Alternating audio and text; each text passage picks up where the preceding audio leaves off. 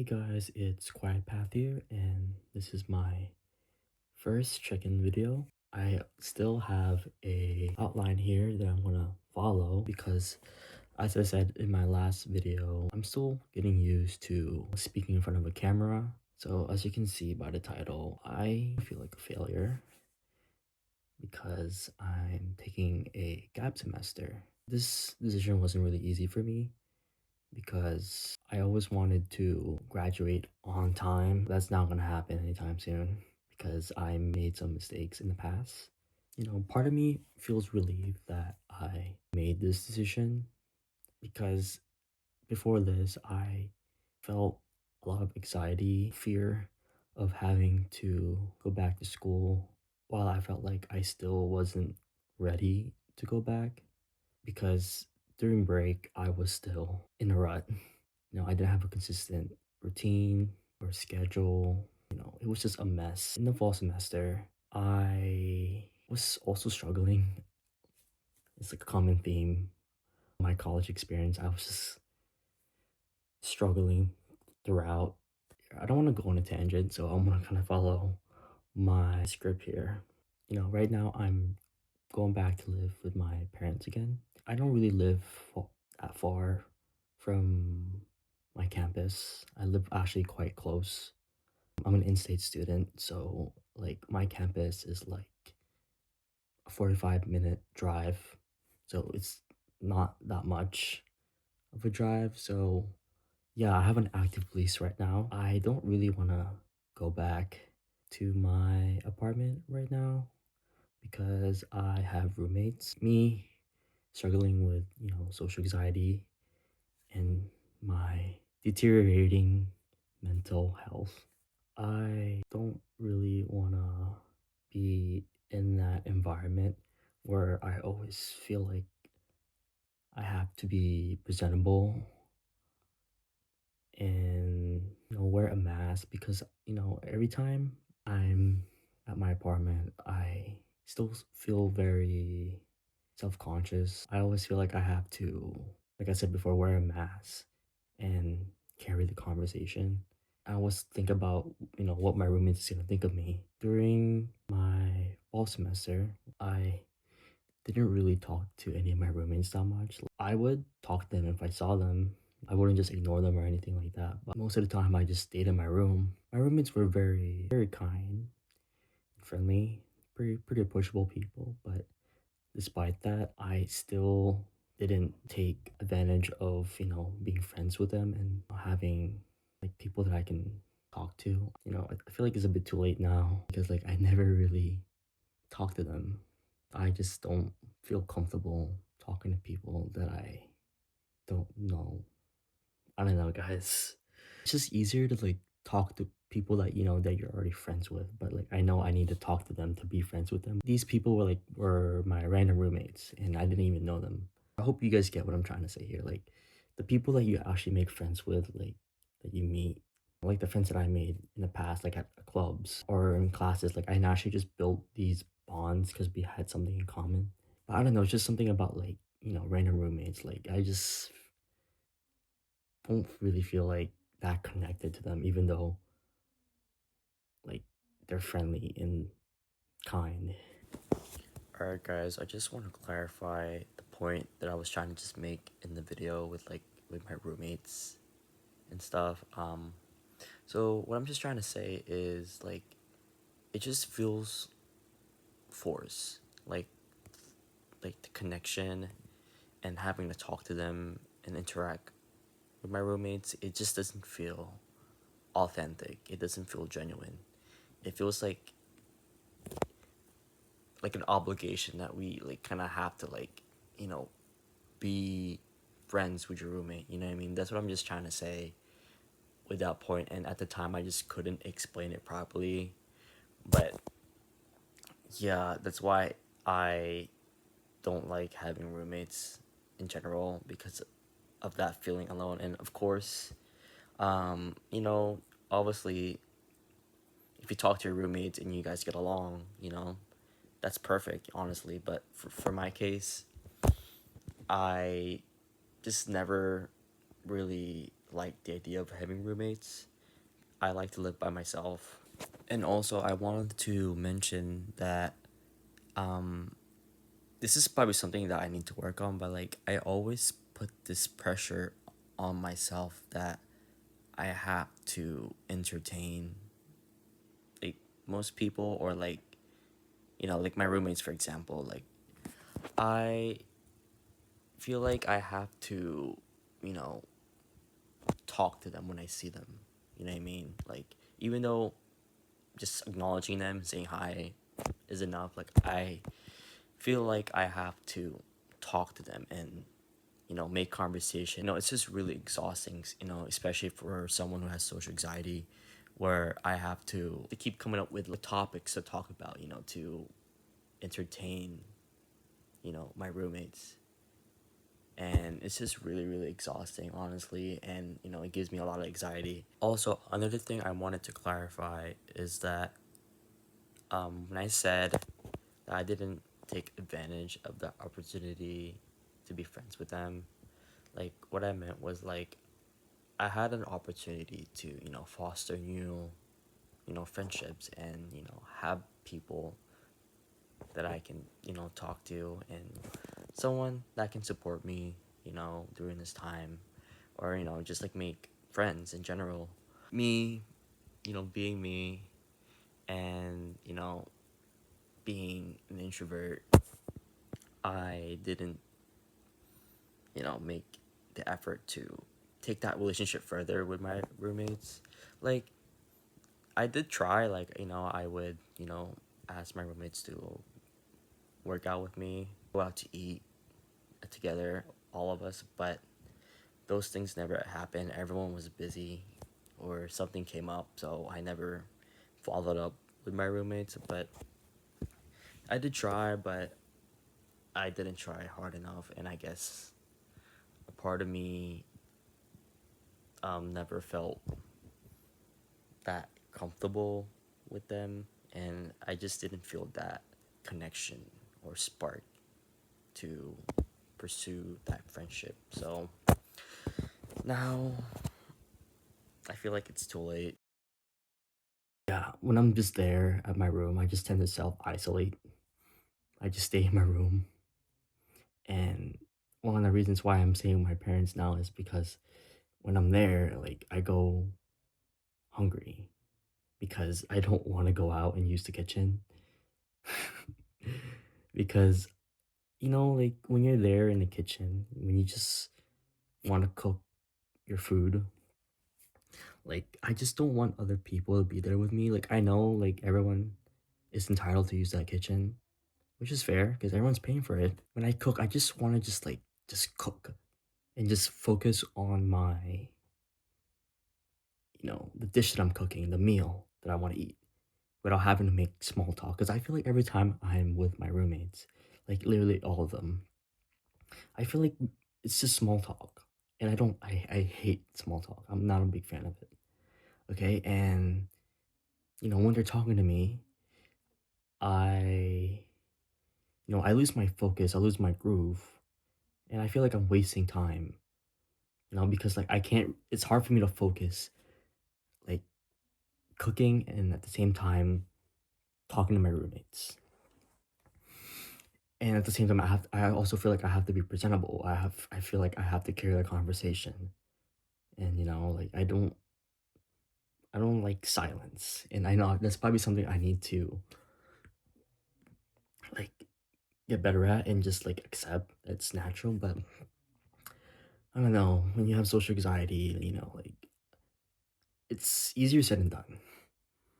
And that's, like, one of the reasons why I can't stay there, because, like, I'm probably gonna lose a lot of weight. A little fun fact: in my room, I actually have a mini fridge, a microwave, an air fryer, a toaster, a rice cooker, a blender. So yeah, I have a mini kitchen in my room. But despite that, I don't really want to cook in my room, you guys. Like, it's not fun cooking in a small room. You know what I mean? Like, I like to be able to move around in the kitchen, but it's doable, but it's just, it's a me thing. I just want to get away from my room and just like, have like a fresh start where I don't have to like, actively and consciously think about my roommates being in the kitchen or like just being in the apartment. You know, I just want to just, separate myself and, be in a space where I feel safe, where I don't have to like think about, looking presentable, or like have to wear a mask every time I go out of my room. I just want to just, be me. The second section of this video is, why did I decide to take a gap semester? So every semester, when did this start? I'll give you guys a little bit of a timeline. So my freshman year, I was still adjusting with college life. Went with the random roommate, and which was a horrible idea, you guys. That's another story. My roommate was something else, man. Like, oh, I don't even want to like, talk about it in this video because it's gonna be a long video. But yeah, just to cut things short, it all like my burnout and my like my whole mental health issues started to occur my junior year of college. That's when I started to really face the reality of my decisions that I made. That's when I like started to, struggle with my classes. If you haven't watched my previous video, I am in a major that I do like, but my parents wanted me to pursue a certain program within my major, which is a bit more science focused. You have to take more labs with that program in particular because it prepares you for grad school. It was just very rigorous and hard and time consuming. I didn't have everything figured out at that time. Like, I was just figuring things out on the spot. I didn't have a lot of structure or of a routine or like, have these studying strategies to prepare you know, for these classes that I was about to take. So eventually, I started to not do well on my exams. I was still trying my best, but eventually I started to fall behind because I wasn't taking the right classes sometimes because I didn't really meet up with my advisor, which is my problem. I was just following like the suggested academic plan, which is provided for us, which is kind of like an outline that you can kind of follow, but you don't have to follow it strictly. There's some flexibility to it, but that was my problem. Like I didn't have like a proper um, graduation timeline, so I was like taking some classes out of order or sometimes delaying classes, and that kind of led to a lot of frustration and delays. Eventually, I just kept pushing myself to do well on these classes to graduate faster. And I just got really, really exhausted from all of it. And then that's when I started to suffer from the effects of burnout and depression. So this is what I have on my list here. I was suffering from insomnia. Like you guys, like some days I wouldn't be able to sleep. I would be sleeping sometimes at 2 or 3, sometimes even 4. Depends on some days. It wasn't always like the same. I was suffering from a lot of brain fog, anxiety, fatigue. I just wasn't able to focus on my work, even though I wanted to. Every day I would wake up feeling just tired.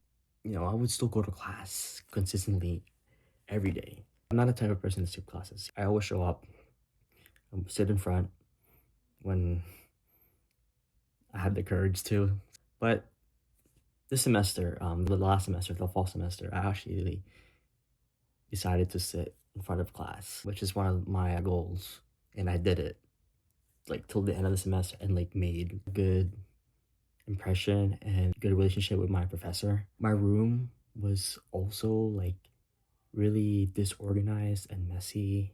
There were days where like I would just like neglect myself. Like I wouldn't even like take showers or like sometimes brush my teeth. You guys might be surprised to hear that, but like when you're depressed, like you don't want to do anything at all. Like I was just like laying in bed, sometimes oversleeping just to cope with with my feelings, my problems, because like it was easier than to face life.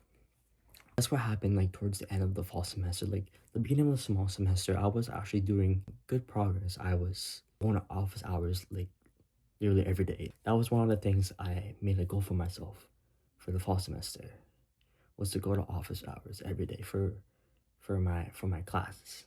Not all of them, because some of my classes you needed to set up an appointment, but with one of the classes that I struggle with, I try to always go to office hours, even though like I was so nervous and had a lot of anxiety. I still did it, and I made a really good connections with the TAs and stuff, and I was able to. Well, I didn't get into like the research lab because I took a gap semester, but I think I should be able to get into the lab still next semester. I still made good progress, you guys, but towards the end of the fall semester, that's when things started to like fall into a depressive episode. Like my previous semesters, like before like the fall semester, like the spring semester, that's when like I was struggling as well. But like the fall semester, I did try to fix some of the things I went through in the spring, but eventually I fell back into a rut, into a depressive episode towards the end of the fall semester. Yeah, I just like felt a lot of pressure just to keep going without giving myself the proper rest, just to slow down and just have a reset. I felt a lot of like guilt because my parents did pay for my tuition, and my parents worked really hard to support me, and I feel like I'm just wasting it by not doing well in my classes, and it hurts a lot, you guys. Like even though I want to keep going, sometimes when you're just in the moment, like it's just hard to do it on your own. Sometimes you just need to like just take time for yourself and just take a break. Like what I'm doing right now. Like maybe not all of you guys can do that, but if you're able to, if you open up to your parents, your friends about like what you're going through, um, I feel like that might be a much needed thing for you guys, instead of like always constantly pushing yourself to exhaustion. Because that's what I went through. I just kept pushing myself every semester. Like literally every semester, I would just keep trying just to, graduate and make my parents proud. And I never told any of them about what I was going through. They thought I was just, fine, because they trusted me. They trusted my abilities, and they never really um, pressured me or anything. I put that pressure on myself. But yeah, that's when I decided to open up to my parents. My dad at first, he didn't quite understand in the beginning, but he eventually came around, and my mom was pretty supportive. The whole reason why I never opened up sooner, because my parents are, Asian. Asian parents don't really understand mental health because it's not something that you can really like see. I'm glad they were pretty supportive. I just wasn't ready at all to go back the semester. During the winter break, I made a goal for myself that I would fix my mental health, get my shit together, get back on a routine, get back on a schedule, fix my sleeping schedule, But none of that happened during the winter break because, like, family came over and stuff. Like, we were like traveling, and I just wasn't able to, like, really focus. I was still having shitty sleep my whole winter break. I was sleeping at 5 a.m., then eventually 12 p.m. So just imagine that, you guys. How could anybody go back to school with like a shitty sleeping schedule? And on top of that, I wasn't working out too. Because once I started having my depressive episodes during the fall semester, I stopped working out. And working out is something that I'm very passionate about. I eventually lost all like the gains, the strength that I gained slowly. And body image is like something that I'm kind of like self-conscious about because like I grew up very skinny and a lot of people judged me for being small. So when you lose your physique that you work so hard for, that's gonna also play a toll on your mental health. So I lost some weight because I wasn't eating, I wasn't training. The third section of this video is gonna be about the guilt and the fear that I feel for taking a gap semester. Like, I'm already behind as it is, and I'm taking a gap semester. I feel like I'm gonna be even more behind now. That's gonna even delay my graduation. Feel a bit of anxiety and fear for disappointing my parents for taking a break, even though they're supportive. I still feel some guilt about taking a break and delaying my graduation because, like, what's the whole family gonna think? Not just like my family, like my mom and dad, like my other family. Like, what are they gonna think of me, of them? Because I'm still in school. But my parents told me that it doesn't matter what they think. All that matters is that you're still trying, you're still, you still have a plan to graduate, and that's all that matters. It doesn't matter what they think. And, that feels, comforting to know that my parents still support me regardless that I'm not, like, graduating on time. I also fear wasting time. Even though I intend on not wasting time, I have a bit of a plan that I will showcase with you guys. Not in this video, but kind of like an outline of like what I'm gonna do with all this time that I have. I know, like, logically, like, this doesn't make me a failure, but like emotionally, it feels like I am failing. I can't keep forcing myself through these semesters like this, you guys. Like, just to graduate faster. If I'm always like, you know, not feeling well or feel like I'm breaking down each time, that's gonna even make things worse. So instead of pushing myself each semester, I feel like it's better to just take a break, take a gap semester or a gap year. But for me, I think I'm just gonna take a gap semester and to just slow down and just take things slow, and focus on my health, my well-being. I feel like that's what I really need right now. Just let go of that pressure, you know, that I've always have each semester. So yeah, that's all I wanted to share for this video. Hopefully it was a bit better than my last one, and I hope it keeps getting better from now on. Progress isn't linear, so I might still mess up, but I felt like I didn't stutter or say that much in this video. For the next video, you guys can kind of expect maybe like a day in my life of me, what I'm just doing to rebuild my life, to take things slow, to focus on my health, my well-being. Maybe in another video, I can show you guys kind of like an outline or my comeback plan, what I'm gonna do. So yeah.